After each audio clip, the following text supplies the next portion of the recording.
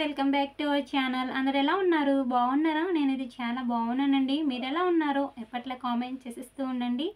ఈరోజు వీడియో చాలా special video అండి. మహిళలకు చాలా యూస్ఫుల్ వీడియో ఇది. ఎక్కడ స్కిప్ చేయకుండా ఫుల్ వీడియో వాచ్ చేయండి. సాధారణంగా మహిళలకి ఏం చేయాలి, ఏం చేయకూడదు అన్న విషయాలు తెలియక త్వరగా విధవలవుతూ ఉన్నారు. అయితే ఆ విషయాలు మీతో షేర్ చేసుకోవాలని ఈ వీడియో చేస్తున్నా. చిన్న రిక్వెస్ట్ అండి, ఎవరైనా సరే మొదటిసారి మన ఛానల్ని చూస్తున్నట్లయితే సిరి క్రేజ్ని సబ్స్క్రైబ్ చేసుకోండి. ఇక వీడియో స్టార్ట్ చేసేద్దాం.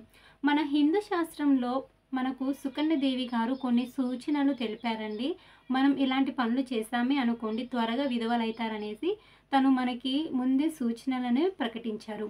అవేంటంటే ఫస్ట్ వచ్చేసి పడకను మనం కాలితో తొక్కకూడదండి. స్త్రీలు అనేవాళ్ళు పడకని అస్సలు కాలితో తొక్కకూడదు.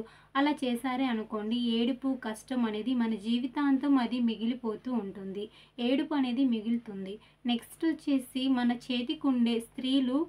చేతికుండే గాజులను ఎప్పటికీ పగలగొట్టుకోకూడదండి. ఆ గాజులు అనేవి మనకి అమ్మవారు ఇచ్చిన కానుక కాబట్టి అస్సలు అలా పగలగొట్టుకోకూడదు. కొంతమంది మహిళలు భార్యాభర్తలు గొడవ జరిగినప్పుడు కావాలనే గాజులని పగలగొట్టుకుంటూ ఉంటారు. అలా చేయడం వల్ల మీకు చాలా నష్టమే కానీ ఏం ప్రయోజనం ఏం లేదండి. మీకు ఏడుపే మిగులుతుంది. కాబట్టి గాజులని అస్సలు పగలగొట్టుకోకండి. అలా చేశారనుకోండి మీకు త్వరగా విధవ అయ్యే అవకాశాలు ఉంటాయి. నెక్స్ట్ వచ్చేసి మీరు పళ్ళు తోమకుండా ఏమైనా తినకూడదు, తాగకూడదండి. ఏమైనా తిన్నారో తాగారో మీకు కష్టాలు నష్టాలు అనేవి తప్పవు. నెక్స్ట్ వచ్చేసి పసుపు కుంకుమ మరియు ఉప్పుని కాలితో తొక్కకూడదు మరియు తన్నకూడదండి. ఇలా చేశారే అనుకోండి మీకు త్వరగా విధవ అయ్యే అవకాశాలు ఎక్కువగా ఉంటాయి.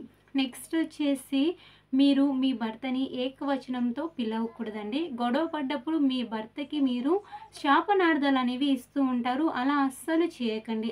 అలా చేశారే అనుకోండి మీకు కంపల్సరీగా మీరు త్వరగా విధవ అయ్యే అవకాశాలు చాలా అంటే చాలా ఎక్కువగా ఉంటాయి. కాబట్టి మీ భర్తని ఏకవచనంతో పిలవడం, తనకి శాపనార్థాలు పెట్టడం లాంటివి అస్సలు చేయకండి.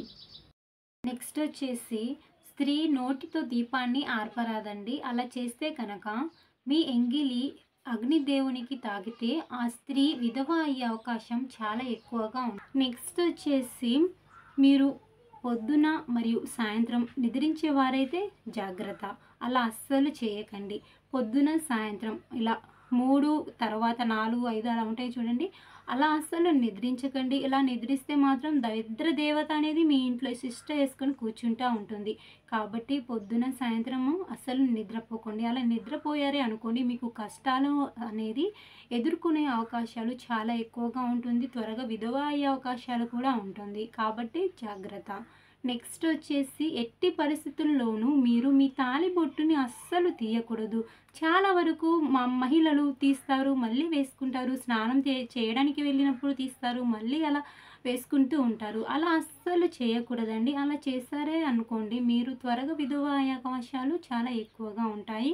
కాబట్టి మీ మంగళసూత్రాన్ని కూడా అస్సలు ఎప్పుడు పడితే అప్పుడు తీయకూడదు.